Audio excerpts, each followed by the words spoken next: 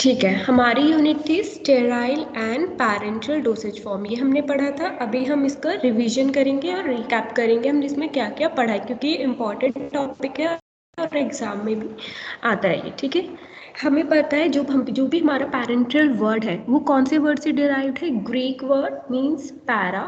Para का मतलब क्या होता है, outside, and enteron means intestine. ठीक है, और पैरेंटल्स क्या होते हैं, हमारे स्टेराइल सॉल्यूशंस होंगे या फिर सस्पेंशंस होते हैं ड्रग के। और जो भी हमारी ड्रग होती है हम उसको किस में मिक्स करते हैं, हमारा वाटर वाइकल होता है। बेसिकली वो वाइकल कैसा हो सकता है, ऑयली वाइकल हो सकता है या फिर एक्वस वाइकल हो सकता है। और हम पैरेंटल फॉर्मुलेशंस को कहाँ पे एडमिनिस्टर करते हैं, which are given by other than the oral routes. हम ओरल रूट्स के थ्रू नहीं देते, ओरल रूट्स के अलावा और जो बाकी हमारे रूट ऑफ एडमिनिस्ट्रेशन है उनके थ्रू हम पैरेंटल डोसेज फॉर्म देते हैं। और पैरेंटल ड्रग्स जो भी होती हैं हमारी, हम उनको कहाँ से एडमिनिस्टर करते हैं, they are administered basically directly into the veins, muscles और अंडर द स्किन। पैरेंटल जो भी हमारी डोसेज फॉर्म है उनको हम कहाँ पे एडमिनिस्टर करेंगे, हमारी जो वेन्स होती हैं, आर्टरीज, मसल्स में बेसिकली सबक्यूटेनियस और under the skin. Or we can administer the parenteral dosage form into the specialized tissues. अपने टिश्यूज में भी हम पैरेंटल डोसेज फॉर्म को एडमिनिस्टर कर सकते हैं, जैसे कि स्पाइनल कॉर्ड हो गए।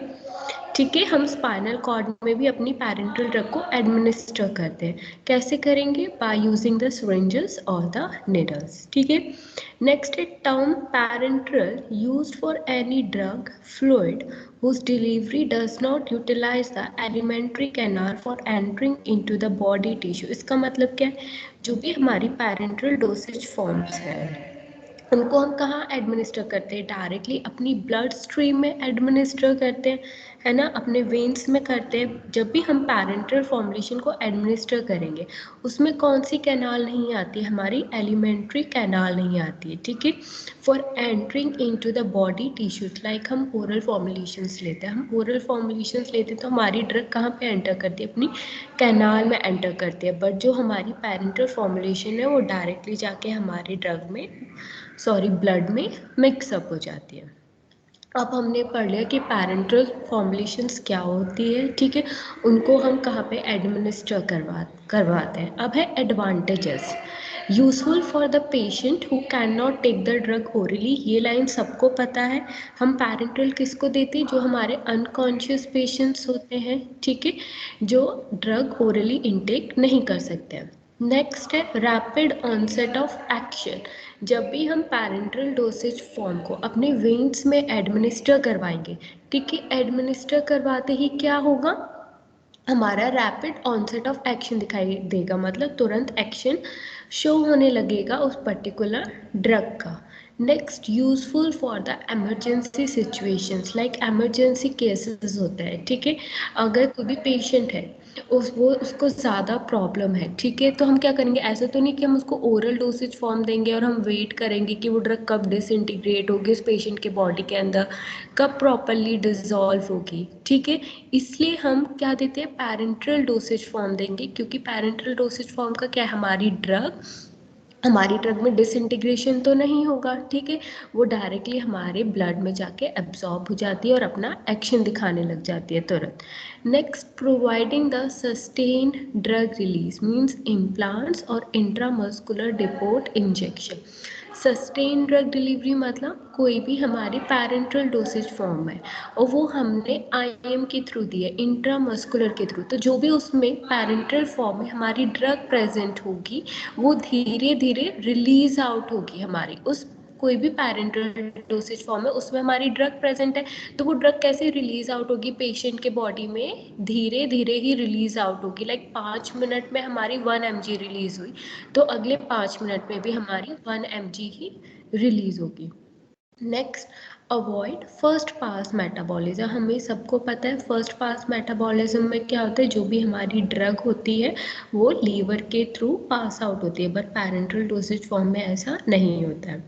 Next, can inject drug directly into a tissues.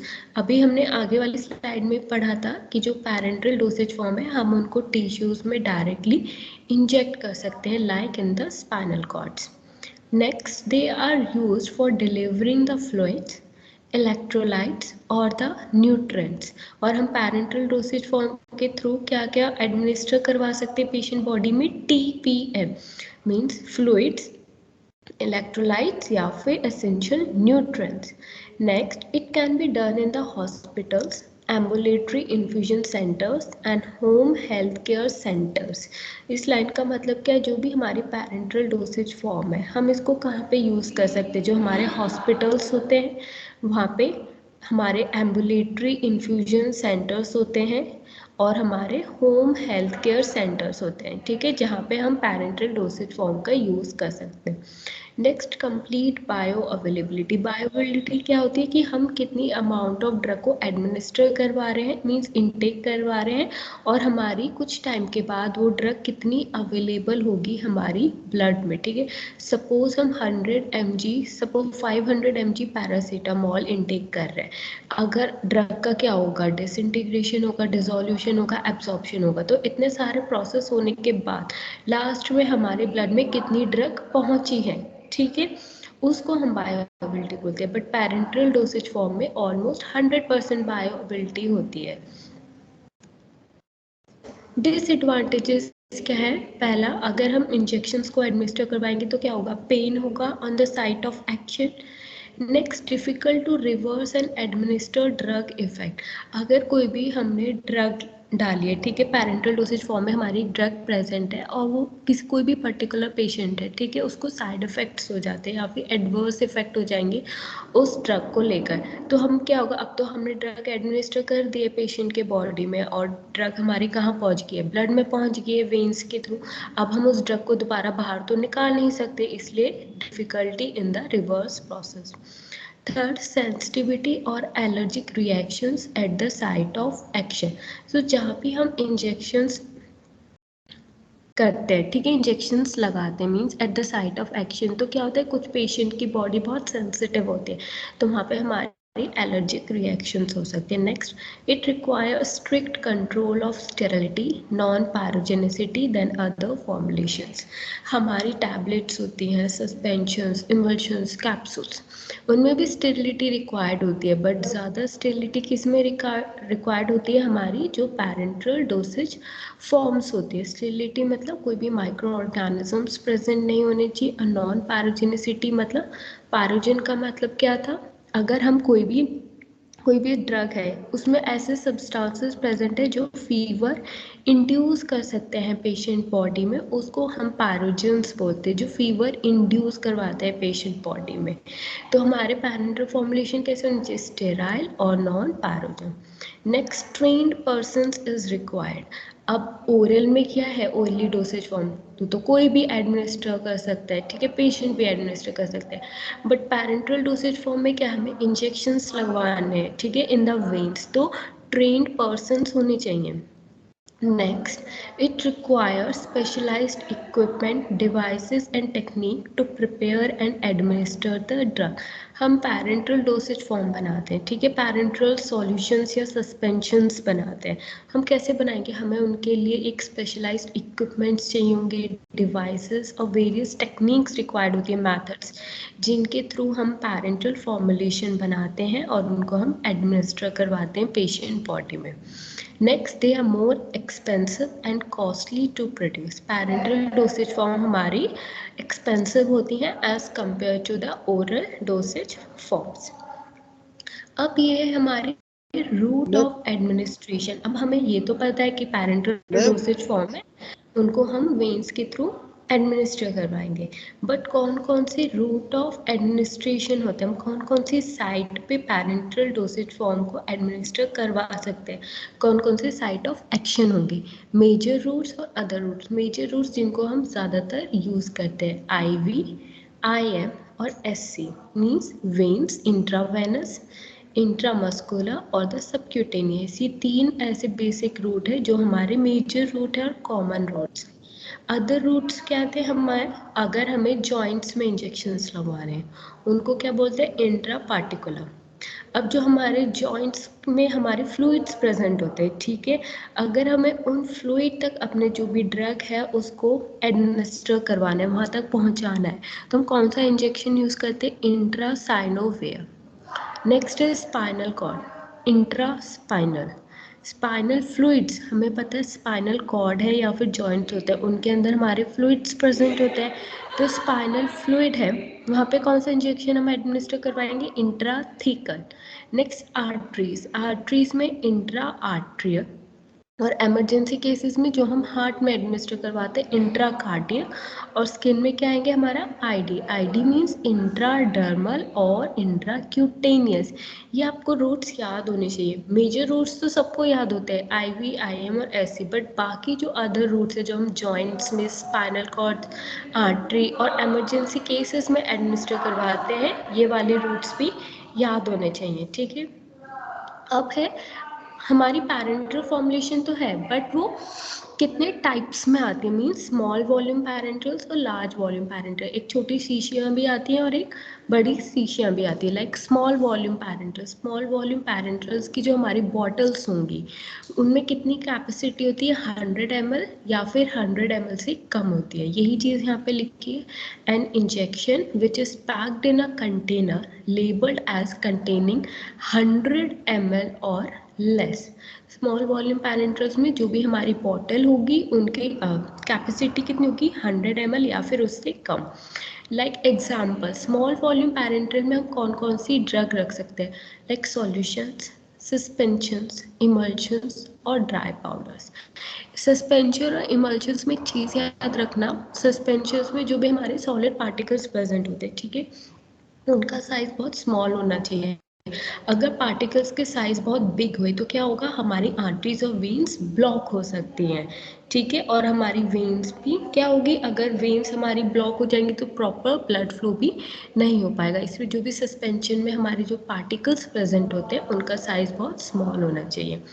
Next आते हैं हमारे लार्ज वॉल्यूम पैरेंटल्स। अब लार्ज वॉल्यूम पैरेंटल्स नाम से पता चल रहा है, लार्ज वॉल्यूम पैरेंटल्स की कैपेसिटी कितनी होगी, 100 ml और उससे ज़्यादा of a single dose injection intended for administration by IV infusion। Large volume parenterals की कैपेसिटी कितनी होगी, 100 ml, ठीक है, या फिर 100 ml से ज़्यादा। और ये सिंगल डोज इंजेक्शंस होते हैं, मीन्स 100 ml की एक बॉटल होगी, उसमें जितना भी हमारा सॉल्यूशन प्रेजेंट होगा हम उसको अपने इंजेक्शंस में फिल कर लेंगे। ये नहीं कि हमने थोड़े ही ड्रग को अपने इंजेक्शन में फिल कर लिया और थोड़ी जो ड्रग बची कंटेनर में वो हमने स्टोर करके रख दी कि हम अगली बार इसको यूज़ कर लेंगे, ऐसा नहीं होता है, उसमें कंटामिनेशन हो जाएगा। तो जो भी लार्ज वॉल्यूम पैरेंटल्स होती है वो सिंगल डोज होती है, मतलब उसमें जितनी भी ड्रग प्रेजेंट होती है हमें एक बार में ही पेशेंट की बॉडी में एडमिनिस्टर करवाना होता है। और लार्ज वॉल्यूम पैरेंटल्स जो भी होते हैं हम उनको कौन सी रूट के थ्रू एडमिनिस्टर करवाते हैं, IV infusion, means intravenous infusions, and these are injected directly into the blood stream. जो लार्ज वॉल्यूम पैरेंटल्स हैं, ठीक है, उनको हम कहाँ एडमिनिस्टर करवाएंगे, अपने ब्लड में, and poured into the open body cavities और the surgical areas.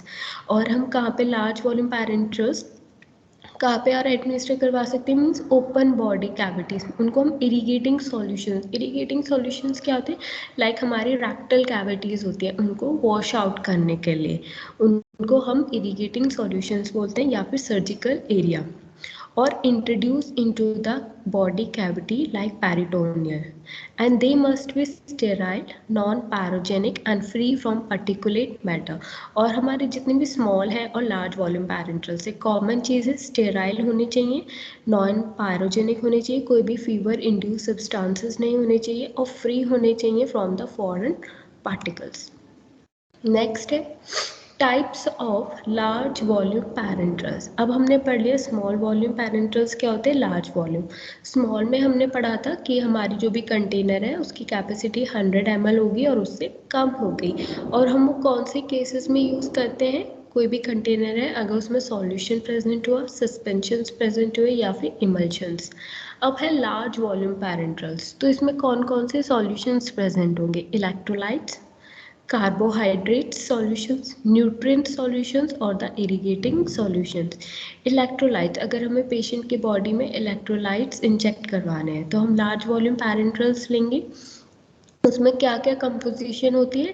0.9% NaCl, multiple electrolytes present होते हैं और लैक्टेटेड रिंगर इंजेक्शंस प्रेजेंट होते हैं हमारे इलेक्ट्रोलाइट्स में।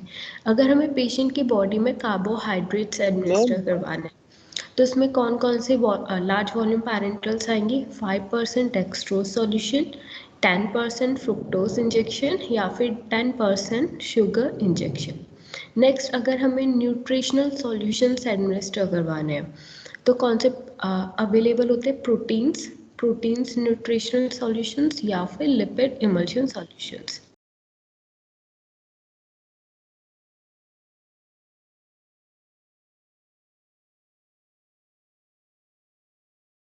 Like any fluid which is used to rinse an organ or the body cavity, उनको हम irrigating solutions बोलते हैं। अब है, हमने पढ़ लिया पैरेंटल्स क्या होते हैं, एडवांटेजेस क्या होते हैं, उनके डिसएडवांटेजेस क्या होते हैं, ठीक है।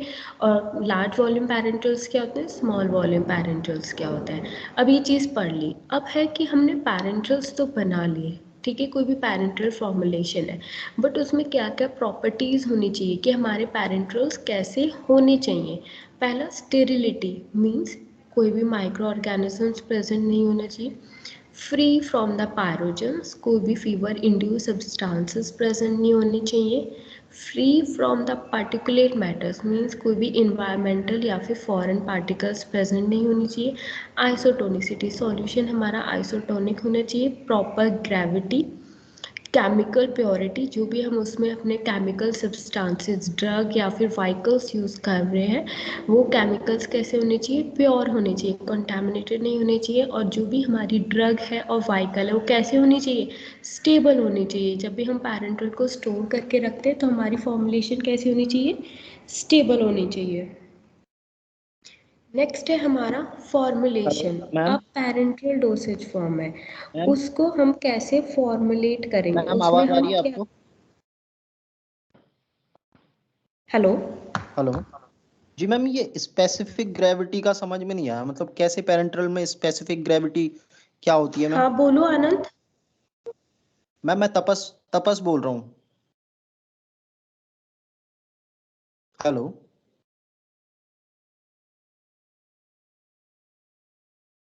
मैम, आवाज आ रही है आपको?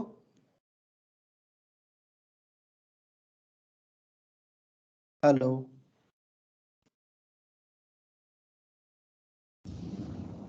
क्या हुआ? Hello ma'am. हाँ। मैम ये पेरेंटल पेरेंटल वाले में लास्ट स्लाइड में जो आपने स्पेसिफिक ग्रेविटी बताई वो समझ में नहीं आया, वो कैसे क्या होता है पेरेंटल सॉल्यूशन में स्पेसिफिक ग्रेविटी? एक मिनट।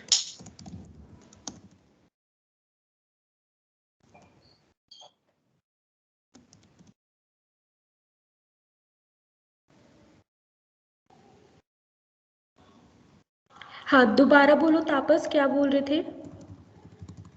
मैम जो लास्ट स्लाइड था पेरेंटल सॉल्यूशन का, उसका जो हम्म। एक पॉइंट आपने बताया ना, ये स्पेसिफिक ग्रेविटी, वो समझ में नहीं आया, वो हाँ कैसे क्या मेजरमेंट होती है, क्या क्या देखो, होता है उसको स्पेसिफिक थोड़ा ग्रेविटी का मतलब, हाँ क्या होता है, लाइक हमने अभी पढ़े थे रूट ऑफ एडमिनिस्ट्रेशन, पढ़े थे कि कहाँ कहाँ पे हम अपनी पैरेंटल्स को एडमिनिस्टर करवाते हैं। मेजर हमने पढ़े थे, आईवी पढ़ा था, आईएम पढ़ा था। बीच में हमने जॉइंट्स में, हम जॉइंट्स में और अपने स्पाइनल कॉर्ड में भी एडमिनिस्टर करवाते हैं इंजेक्शन, ठीक है। और हमें पता है हमारे जॉइंट्स और स्पाइनल कॉर्ड में क्या प्रेजेंट होते हैं? अंदर फ्लूइड्स प्रेजेंट होते हैं, ठीक है। अगर हम स्पाइनल इंजेक्शंस एडमिनिस्टर करवा रहे हैं तो उनकी एक प्रॉपर ग्रेविटी होनी चाहिए, मतलब जो भी हमारा स्पाइनल फ्लूइड है, ठीक है, उसके जो भी हमारी कोई भी स्पाइनल इंजेक्शंस हैं उनकी ग्रेविटी हमारी सेम होनी चाहिए जितनी ग्रेविटी हमारी स्पाइनल फ्लूइड में प्रेजेंट होती है। अब ग्रेविटी क्या होती है, ठीक है, बेसिकली ग्रेविटी क्या होती है, हमारी एक फिनोमिना होती है जिसमें हमारी एक मास होती है या फिर एनर्जी प्रेजेंट होती है। ठीक है, अगर कोई भी पैरेंटल फॉर्मुलेशन है तो उसमें कोई मास प्रेजेंट होगा, कोई भी वेट प्रेजेंट होगा। ठीक है, पैरेंटल फॉर्मुलेशन में, क्योंकि उसमें क्या प्रेजेंट है, वाइकल्स प्रेजेंट है और ड्रग प्रेजेंट है। अगर हम अपनी स्पाइनल कॉर्ड में कोई भी हम स्पाइनल इंजेक्शंस एडमिनिस्टर करवा रहे हैं तो उस इंजेक्शन में क्या होगा, एक स्पेसिफिक मास होगा, कोई वेट होगी और कोई भी एनर्जी होगी। बेसिकली वेट होगा क्योंकि उसमें ड्रग है और वाइकल है। तो जितना भी वेट हमारे उस स्पाइनल इंजेक्शन में होगा उतना ही सेम वेट जो भी हमारा स्पाइनल फ्लूइड प्रेजेंट है उसमें ही उतना सेम मास प्रेजेंट होना चाहिए और एनर्जी प्रेजेंट होनी चाहिए। उसको हम ग्रेविटी बोलते हैं। आया समझ, ये रिपीट करूं? ओके मैम, नहीं मैम अब आ गया मेरे से। मैं दोबारा बता देती हूँ अगर कोई कंफ्यूजन है। ग्रेविटी का मतलब क्या होता है, कोई भी सब्सटेंस जिसमें हमारा मास प्रेजेंट होता है। ठीक है, कोई कुछ वेट प्रेजेंट होता है। और ग्रेविटी का मतलब क्या है, अगर हम अपने स्पाइनल कॉर्ड में कोई इंजेक्शन एडमिनिस्टर करवा रहे हैं तो स्पाइनल कॉर्ड के अंदर क्या प्रेजेंट है, हमारा फ्लूइड प्रेजेंट है। तो जो भी स्पाइनल कॉर्ड का इंजेक्शन है ना उसकी ग्रेविटी सेम होनी चाहिए जितनी हमारी स्पाइनल फ्लूइड की ग्रेविटी है। ग्रेविटी का मतलब क्या था, मास। सो इंट्रास्पाइनल इंजेक्शन का जितना मास होगा, वेट होगा, वो वेट सेम होना चाहिए जितना हमारी स्पाइनल फ्लूइड का वेट प्रेजेंट होता है, उसको हम ग्रेविटी बोलते हैं। एक मिनट।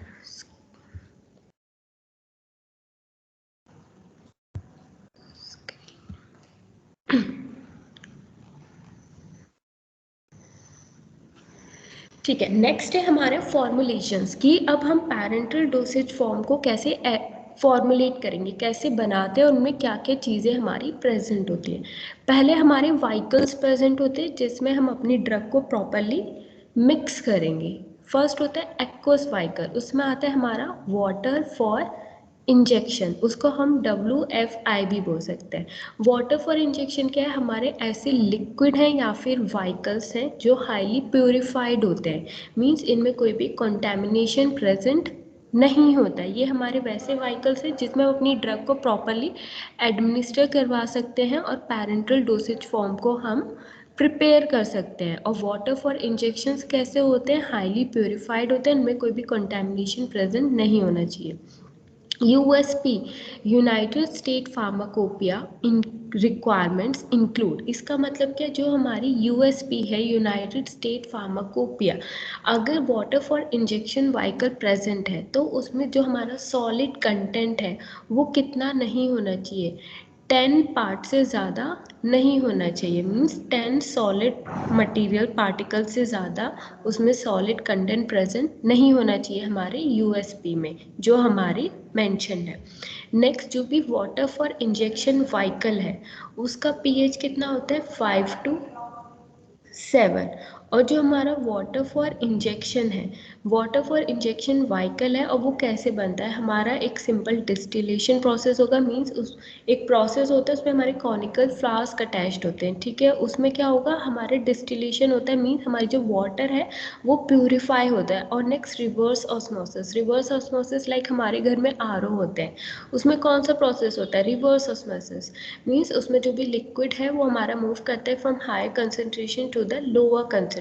उसमें क्या होता है, हमारा जो भी लिक्विड कंटेंट होगा वो अगर डिस्टिलेशन प्रोसेस में जा रहा है या फिर ऑस्मोसिस, उसमें क्या हो रहा है, हमारा जो वाटर है वो प्रॉपरली प्यूरिफाई हो रहा है। उसमें अगर कोई भी फॉरेन पार्टिकल्स या माइक्रो ऑर्गेनिजम्स प्रेजेंट है वो हमारे बाहर रिमूव आउट हो जाते हैं। लाइक हमारा RO सिस्टम होता है, उसमें क्या होता है, हमें पता है हम RO क्यों लगवाते हैं घर पे, क्योंकि हमें जो भी वाटर हम इनटेक कर रहे हैं वो प्रॉपरली प्यूरिफाई हो। और उसमें कौन सा प्रोसेस होता है, रिवर्स ऑस्मोसिस प्रोसेस होता है। नेक्स्ट, जो हमारे वाटर फॉर इंजेक्शन है हम उनको कहाँ स्टोर करके रखते हैं, जब हम उनको प्यूरिफाई कर लेते हैं बाय रिवर्स ऑस्मोसिस और डिस्टिलेशन, उनको हम स्टोर करके रखेंगे एक टैंक में। मीन्स रेजिस्टेंट टैंक, हम ऐसा टैंक सेलेक्ट करेंगे। सपोज उस वो टैंक कैसा होना चाहिए, उसमें प्रॉपर आउटर कवरिंग होनी चाहिए। लाइक सपोज आयरन की कोटिंग होनी चाहिए, ऐसे मटेरियल की कोटिंग होनी चाहिए जिसमें हमारा कोरोजन ना हो। अगर हम कोई भी वाइकल उसमें डाल रहे हैं अपने टैंक में, ऐसा ना हो कि हमारा वाइकल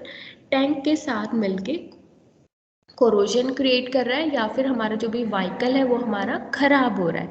इसलिए जो भी हम टैंक सेलेक्ट कर रहे हैं उसका मटेरियल भी कोरोजन फ्री होना चाहिए, मींस कोरोडेड नहीं होना चाहिए। वो अगर टैंक एयर के कॉन्टैमिनेशन में आ रहा है तो उसमें कोरोजन नहीं लगना चाहिए। कोरोजन क्या होता है? जंग लगना, ये चीज़ नहीं होनी चाहिए। अगर हमारे टैंक में कोरोजन हो जाएगा तो क्या होगा, अंदर जो भी हमारा लिक्विड मटीरियल प्रेजेंट होगा वो भी खराब हो सकता है।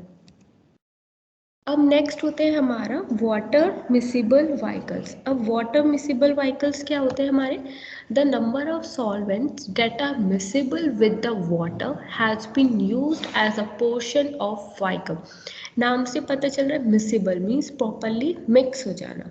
तो हम व्हीकल कोई भी चूज़ कर रहे हैं, अगर उसमें हम अदर और सॉल्वेंट्स ऐड कर रहे हैं, ठीक है। अब ये बताओ, हम पैरेंटल फॉर्मुलेशन बना रहे हैं तो उसमें हमें पता है अपनी एक मेन ड्रग यूज़ करते हैं और एक हम व्हीकल यूज़ कर सकते हैं।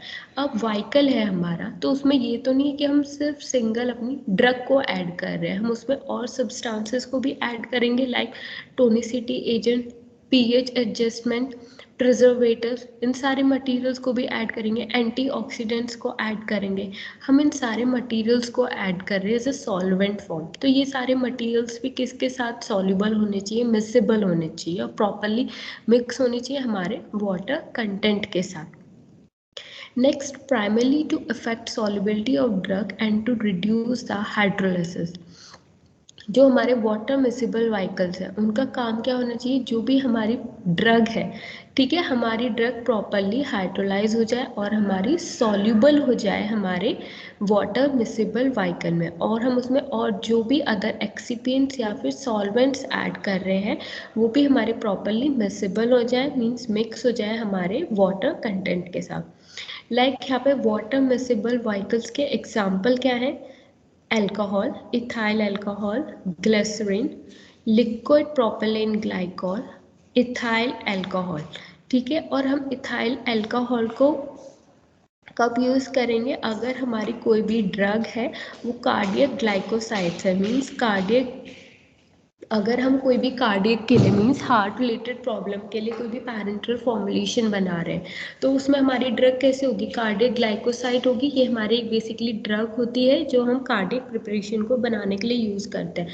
तो अगर हम कार्डियक ग्लाइकोसाइड्स पैरेंटल फॉर्मुलेशन बना रहे हैं तो उसमें हम कौन सा व्हीकल यूज़ करेंगे जिसमें हमारी कार्डियक ग्लाइकोसाइड प्रॉपरली मिसिबल हो सकती है? वो होती है हमारी ethyl alcohol water miscible vehicles.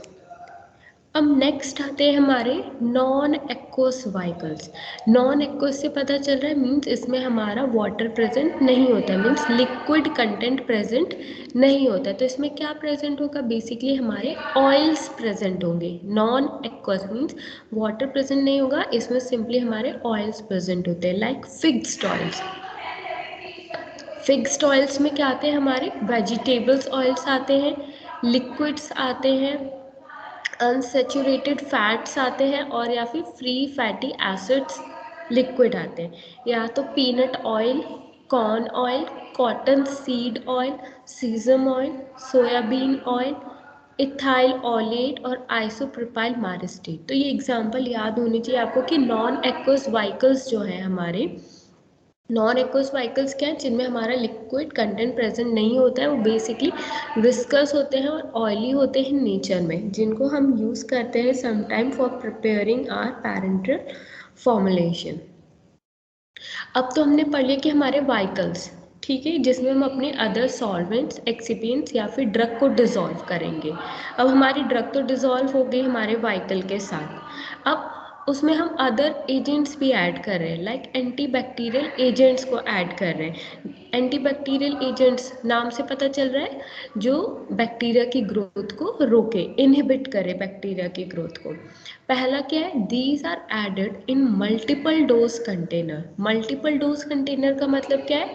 कोई भी एक कंटेनर है, पैरेंटल कंटेनर है, उसको हम बार बार रीयूज़ करें। सपोज हमें एक इंजेक्शन फिल करना है 5 ml, तो हमने मल्टीपल डोज कंटेनर लिया, उसमें से 5 ml इंजेक्शन हमने फिलअप कर लिया, फिर उस कंटेनर को हमने दोबारा स्टोर करके रख दिया। तो दोबारा अगर हमें इंजेक्शन फिल करना है तो वही सेम कंटेनर हम लेंगे और उसमें से अपना 5 ml अदर इंजेक्शन को फिल कर लेंगे। मल्टीपल डोज कंटेनर मतलब उस कंटेनर को बार बार यूज़ करना। तो अगर हम उस कंटेनर को बार बार यूज़ कर रहे तो क्या हो रहा है, उसमें जो भी ड्रग है वो एयर के कांटेक्ट में भी आ रही है बार बार, क्योंकि क्या हो रहा है, हम उस कंटेनर को बार बार ओपन कर रहे हैं और हमारे एयर में क्या प्रेजेंट है, माइक्रो ऑर्गेनिजम्स और फॉरेन पार्टिकल्स प्रेजेंट है और बैक्टीरिया भी प्रेजेंट है हमारे एयर में। तो चांसेस हो सकते हैं कि जो भी हमारी फॉर्मुलेशन है जिसको हम बार बार ओपन कर रहे हैं फॉर फिलिंग आर इंजेक्शंस, उसमें क्या हो सकता है, हमारी बैक्टीरिया ग्रोथ हो सकती है। तो उस बैक्टीरिया ग्रोथ को रोकने के लिए हम एंटी बैक्टीरियल एजेंट ऐड करेंगे। Next, to prevent micro organism growth, अगर उस मल्टीपल डोज कंटेनर को हम बार बार यूज़ कर रहे हैं फॉर फेलिंग आर इंजेक्शंस, ठीक है, तो चांसेस हो सकते हैं उसमें माइक्रो ऑर्गेनिजम्स ग्रोथ हो सकते हैं, क्योंकि वो कंटेनर बार बार एयर के कांटेक्ट में आ रहे हैं जो भी उसमें हमारी ड्रग प्रेजेंट है। तो इसलिए हम एंटी बैक्टीरियल एजेंट्स को ऐड करते हैं ताकि उसमें माइक्रो ऑर्गेनिजम्स की ग्रोथ ना हो पाए। Next, limited concentration of agents are used, और जो हम एंटी बैक्टीरियल एजेंट को अपनी पैरेंटल फॉर्मुलेशन में ऐड कर रहे हैं वो हम बहुत ही कम कंसंट्रेशन में यूज़ करते हैं, ठीक है, 0.01 से लेके 5% तक, ज़्यादा कंसंट्रेशन में यूज़ नहीं करते। अब एग्जाम्पल से कुछ एंटी बैक्टीरियल एजेंट्स के कि कौन कौन से एजेंट्स हैं जिनको हम ऐड कर सकते हैं अपनी पैरेंटल फॉर्मुलेशन में। फिनाइल मर्क्यूरिक नाइट्रेट और थायोमेरासोल, ये क्या है, एंटी बैक्टीरियल एजेंट है और इन दोनों की क्वांटिटी कितनी होगी, 0.01% होगी। नेक्स्ट है बेंजाथोनियम क्लोराइड एंड बेंजा एल्कोनियम क्लोराइड।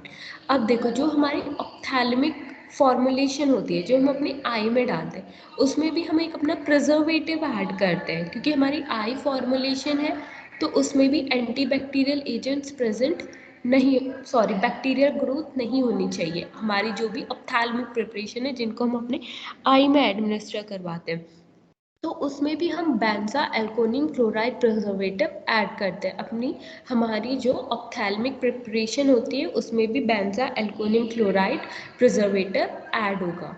तो हम अभी पैरेंटल्स में कौन कौन से ऐड करें, बेंजा एल्कोनियम क्लोराइड और benzethonium chloride in concentration of 0.01%।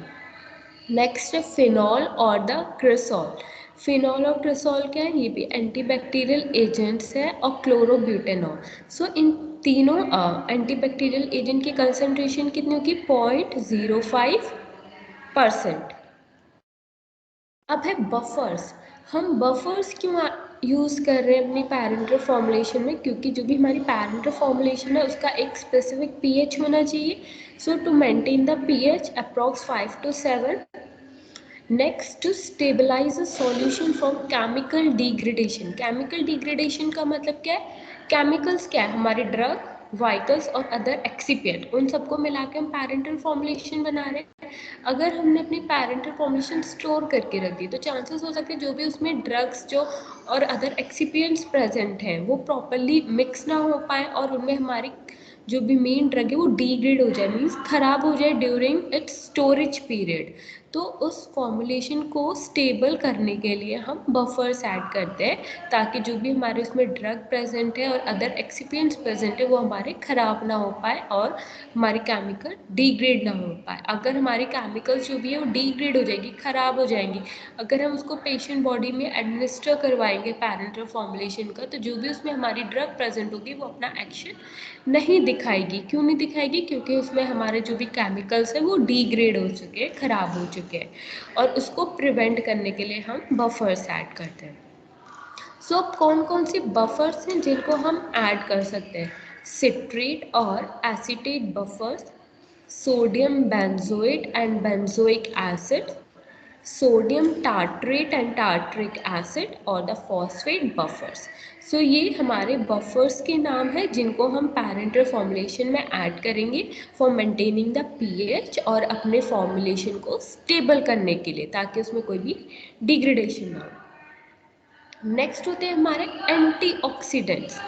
Antioxidants का मतलब कोई भी पैरेंटल फॉर्मुलेशन है उसमें हमारा ऑक्सीडेशन ना हो। अगर ऑक्सीडेशन होगा तो क्या होगा, उसमें हमारे कंटामिनेशन होने के चांसेस होंगे। अगर हम लाइक आप फोटो में देख रहे हो, क्या हमारी स्मॉल वॉल्यूम पैरेंटल्स है, इनकी वॉल्यूम कितनी है 100 ml या फिर 100 ml से कम है बेसिकली। अगर हम इनकी कैप को ओपन करेंगे तो क्या होगा, ये एयर के कांटेक्ट में आएंगे, ऑक्सीडेशन प्रोसेस होगा, तो हमारे बैक्टीरिया और माइक्रो ऑर्गेनिजम्स की ग्रोथ होगी। तो उसको प्रिवेंट करने के लिए हम एंटीऑक्सीडेंट ऐड करते हैं और इसकी शेल्फ लाइफ को बढ़ाने के लिए। बेसिकली शेल्फ लाइफ क्या होती है कि कितने टाइम पीरियड तक हम इस पैरेंटल फॉर्मुलेशन को यूज़ कर सकते हैं, या फिर अगर हम इसको स्टोर करके रख रहे हैं अपने फार्मेसी में तो कितने टाइम तक हम बेसिकली इसको स्टोर करके रख सकते हैं। इसमें जो भी केमिकल्स प्रेजेंट है वो डिग्रेड नहीं होंगे, मीन्स खराब नहीं होंगे। सो बेसिकली 2 टाइप्स के हमारे एंटीऑक्सीडेंट्स होंगे, पहला रिड्यूसिंग एजेंट और ब्लॉकिंग एजेंट। रिड्यूसिंग एजेंट्स में आएंगे ascorbic acid, sodium bisulphide in percentage of 0.01 और थायोयूरिया। सो ये क्या है हमारे रिड्यूसिंग एजेंट्स, मीन्स जो एंटीऑक्सीडेंट ऑक्सीडेशन प्रोसेस को वो कम करेंगे हमारी पैरेंटल फॉर्मुलेशन में। अगर ऑक्सीडेशन प्रोसेस को कम करेंगे पैरेंटल फॉर्मुलेशन में, क्या होगा कि हमारी माइक्रो ऑर्गेनिजम्स की ग्रोथ नहीं होगी और हमारे जो भी उसमें केमिकल्स प्रेजेंट है वो हमारे स्टेबल रहेंगे। नेक्स्ट है हमारा ब्लॉकिंग एजेंट। ब्लॉकिंग एजेंट का मतलब ऑक्सीडेशन प्रोसेस को पूरा ब्लॉक कर देना, ठीक है, कोई भी प्रोसेस नहीं होगा हमारी पैरेंटल फॉर्मुलेशन में। तो उसका एग्जांपल क्या है, टोकोफिरॉल, ठीक है। अब नेक्स्ट है हमारे सर्फेक्टेंट्स। एंटीबैक्टीरियल एजेंट्स पढ़ लिए हमने, बफर्स पढ़ लिए और एंटीऑक्सीडेंट्स पढ़ लिए, ठीक है। अब है नेक्स्ट हमारा सर्फेक्टेंट्स। बेसिकली हम एक्टिव इंग्रेडिएंट है, हमें सबको पता है एक्टिव फार्मास्यूटिकल इंग्रेडिएंट। एपीआई क्या होता है, हमारी मेन ड्रग होती है जो हमारे बीट करती है।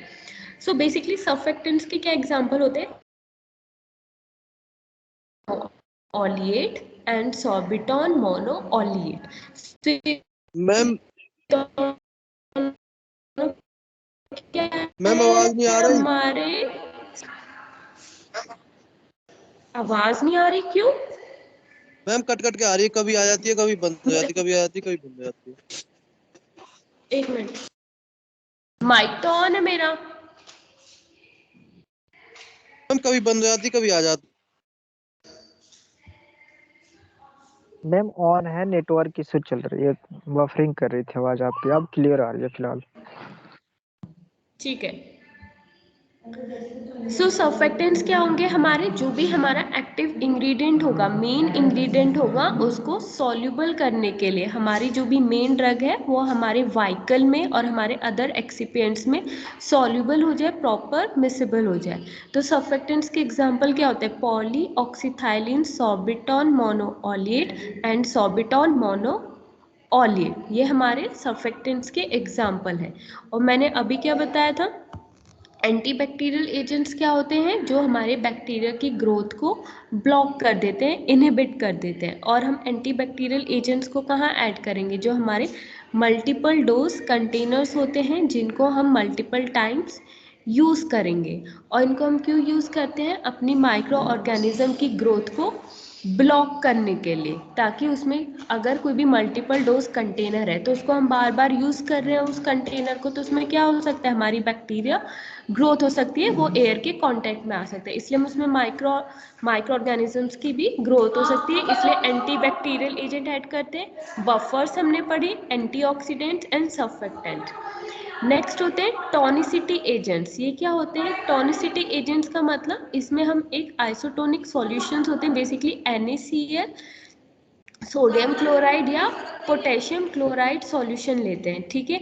अगर हम अपने सॉल्यूशन पैरेंटल फॉर्मुलेशन को आइसोटोनिक बना देंगे तो क्या होगा, जो भी हमारी RBCs है, हमारे पता है ब्लड में क्या प्रेजेंट होता है, RBCs प्रेजेंट होती है, red blood cells, white blood cells, वो क्या नहीं होंगे, हमारे डिस्ट्रक्ट नहीं होंगे, मीन्स अवॉइड डिस्ट्रक्शन, मीन्स खराब नहीं होंगे अगर हम अपने पैरेंटल फॉर्मुलेशन को आइसोटोनिक रखेंगे। बेसिकली उसमें अगर हम सोडियम क्लोराइड या पोटेशियम क्लोराइड ऐड करेंगे और हमारे जो भी टिश्यूज़ हैं वो भी प्रॉपरली डैमेज नहीं हो पाएंगे अगर हम पैरेंटल फॉर्मुलेशन को ऐड कर रहे हैं।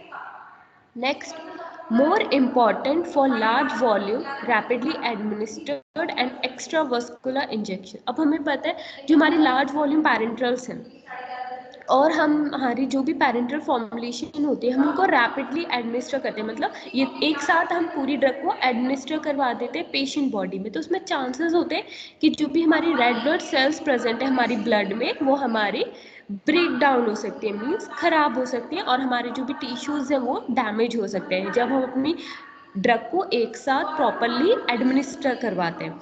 तो इन सब को अवॉइड करने के लिए हम टोनिसिटी एजेंट्स ऐड करते हैं अपने रेड ब्लड सेल्स को प्रिजर्व करने के लिए, ताकि जो भी हमारे रेड ब्लड सेल्स है वो ख़राब ना हो पाए और हमारा टिश्यू डैमेज ना हो पाए।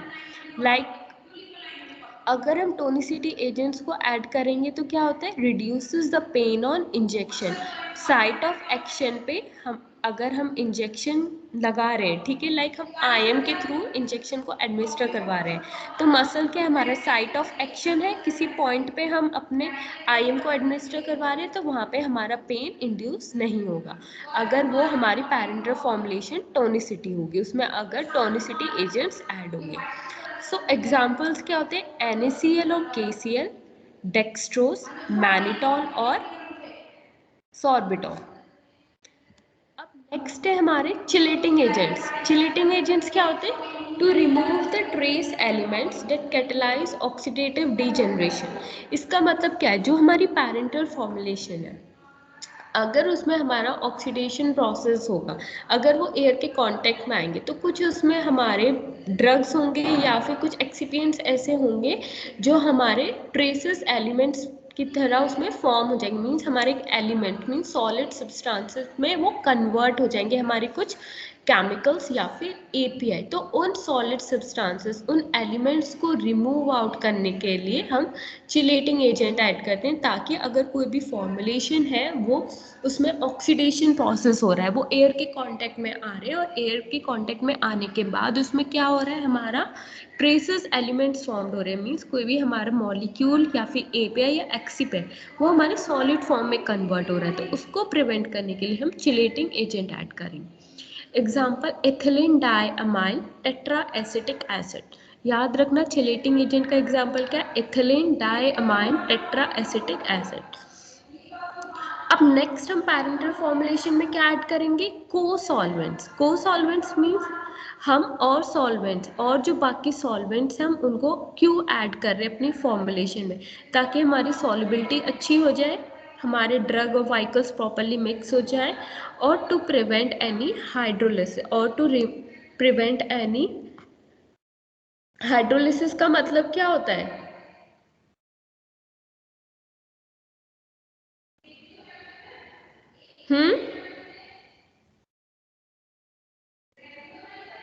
हाइड्रोलिसिस मतलब मैम वाटर को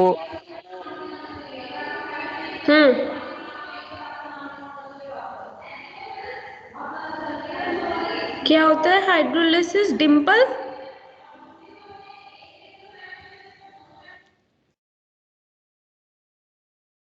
Dimple, yes ma'am, good morning. Good morning. Hydrolysis क्या होता है? पता नहीं मैम, वाटर की कमी हो ना, वाटर के मॉलिक्यूल ब्रेक डाउन होते हैं।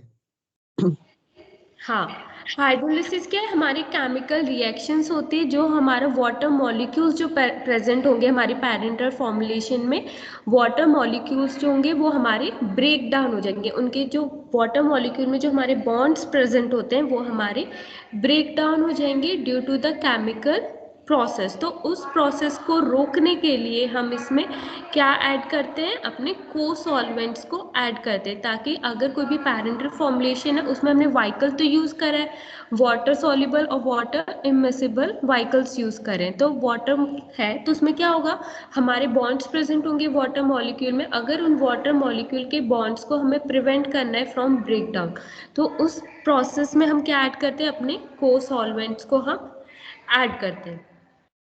नेक्स्ट आते हैं हमारे containers and the closures which are use for the parenteral preparation, कि अब हमने पैरेंटल फॉर्मुलेशन बना दी, अब हम उस पैरेंटल फॉर्मुलेशन को कहाँ पे स्टोर करके रखेंगे। बेसिकली ग्लास, प्लास्टिक, मेटल और रबर। हमारे कंटेनर किस चीज़ के बने होंगे, ग्लास के, प्लास्टिक के, मेटल्स के या फिर रबर के बने होंगे, जिसमें हम अपनी पैरेंटल फॉर्मुलेशन को प्रॉपरली स्टोर करके रखेंगे। अब नेक्स्ट है, अब जो हमने कंटेनर्स और क्लोजर्स चूज़ करें अपनी पैरेंटल फॉर्मुलेशन को बनाने के लिए, कंटेनर्स और क्लोजर्स जो भी हमने सेलेक्ट करें, तो उनकी क्या क्या रिक्वायरमेंट्स होनी चाहिए, उनकी क्या क्या कैरेक्टरिस्टिक्स, प्रॉपर्टीज़ होनी चाहिए कि हमारे कंटेनर और क्लोजर कैसे होने चाहिए। First, it should not yield foreign substances to the product. Means अगर कोई भी कंटेनर हमने लिया है, उसमें हमने अपनी पैरेंटल फॉर्मुलेशन को स्टोर करके रख दिया है, अब ऐसा नहीं होना चाहिए कि उस कंटेनर और क्लोजर में से हमारी लीचिंग हो रही है, मतलब कंटेनर और क्लोजर भी किसी मटेरियल का बना होगा, वो मटेरियल हमारी मेन ड्रग के साथ मिक्स नहीं होना चाहिए। अगर कंटेनर और क्लोजर के मटेरियल हमारी ड्रग के साथ मिक्स हुए तो क्या होगा, हमारी ड्रग खराब हो सकती है।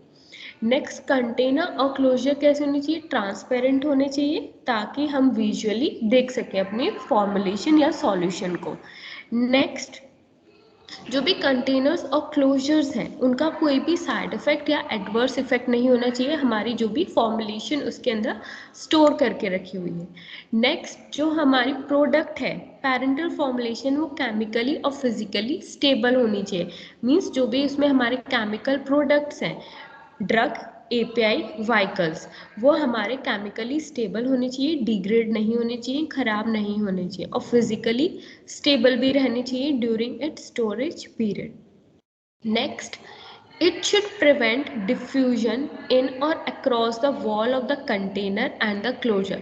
diffusion का मतलब कोई भी मॉलिक्यूल हमारा डिफ्यूज आउट हो रहा है। अगर कंटेनर और क्लोजर हमारा मेटल का बना है, मेटल में चांसेस है उसमें हमारी कोटिंग हो सकती है कोरोजन प्रिवेंट करने के लिए। अगर वो कोटिंग मटेरियल ही हमारा रिमूव आउट हो रहा है, डिफ्यूज आउट हो रहा है from the walls of the container, remove out हो रहा है, कोई भी कंटेनर है, सपोज उसमें कोटिंग हुई हुई है हमारे जिंक की, अगर वो जिंक मटेरियल हमारा निकल रहा है, ठीक है, तो अगर वो जिंक मटेरियल हमारा निकल रहा है तो क्या होगा, वो हमारे प्रोडक्ट के साथ मिक्सअप हो सकता है, तो क्या होगा, उसमें हमारे जो भी पैरेंटल फॉर्मुलेशन है वो हमारी खराब हो सकती है।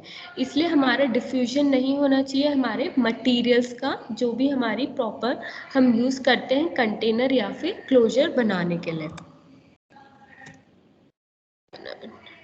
नेक्स्ट है हमारा प्लास्टिक।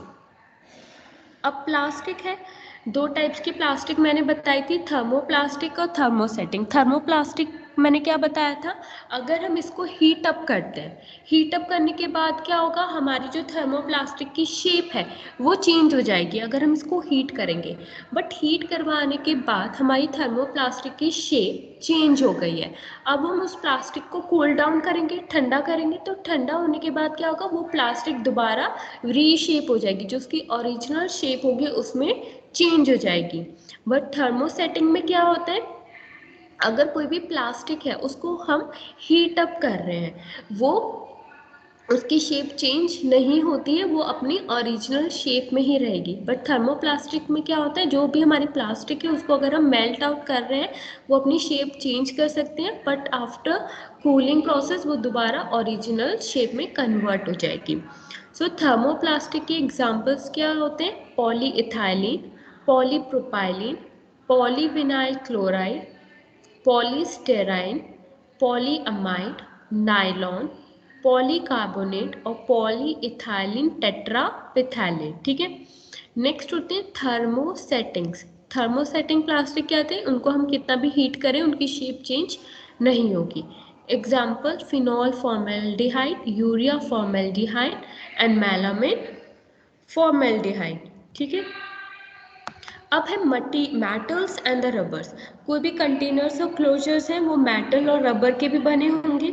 मेटल में कौन कौन से मटेरियल हम यूज़ कर सकते हैं, टिन, एल्यूमिनियम, लेड और आयरन। बेसिकली हम लेड को कम यूज़ करेंगे, हमें सबको पता है लेड क्या है, टॉक्सिसिटी प्रोड्यूस करेगा हमारे प्रोडक्ट में, इसलिए हम मेटल को यूज़ नहीं करते हैं। और नेक्स्ट है हमारे रबर। रबर में हम क्या क्या यूज़ कर सकते हैं, butyl rubber, nitrile rubber, chloroprene rubber और द सिलिकॉन रबर। ठीक है, ये मेटल्स हैं और रबर्स हैं जो हम अपने कंटेनर्स और क्लोजर्स को बनाने के लिए सेलेक्ट करेंगे। अब है प्रोसेसिंग ऑफ पैरेंटल प्रिपरेशन, ये हम नेक्स्ट क्लास में इसका कंटिन्यू करेंगे। आज हमने पढ़ा पैरेंटल क्या होते हैं, एडवांटेजेस, डिसएडवांटेजेस। पैरेंटल फॉर्मुलेशन हम बना रहे हैं तो क्या क्या रिक्वायरमेंट होगी, कौन कौन से व्हीकल्स और हम एजेंट्स ऐड करेंगे। ठीक है, कितने टाइप के पैरेंटल फॉर्मुलेशंस होते हैं। नेक्स्ट हमने पढ़ा था कि हमने पैरेंटल फॉर्मुलेशन तो बना लिए बट हम उसको कहाँ पे स्टोर करके रखेंगे। अब बेसिकली कंटेनर्स और क्लोजर्स में स्टोर करके रखेंगे, तो हमने प्लास्टिक्स, मेटल्स और रबर के बारे में पढ़ा था।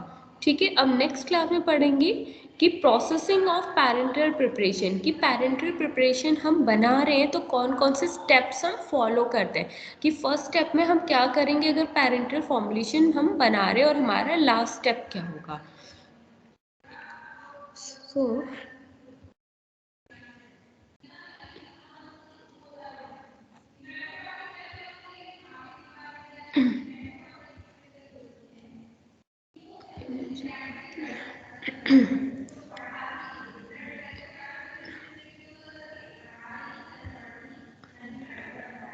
अब मुझे अपनी अटेंडेंस दे दो।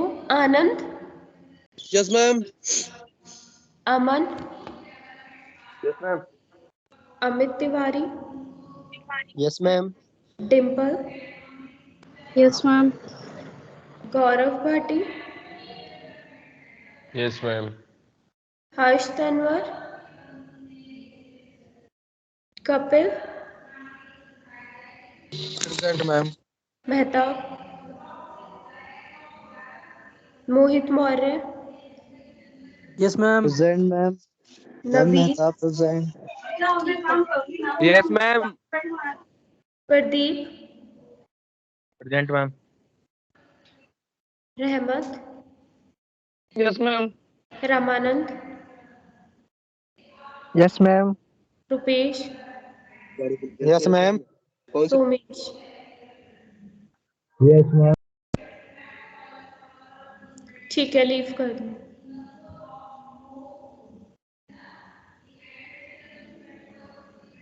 मैम मेहताब की लगा दी। Thank you ma'am. Madam ji हमारे भी लगा दी। तब कहाँ थे हर्ष?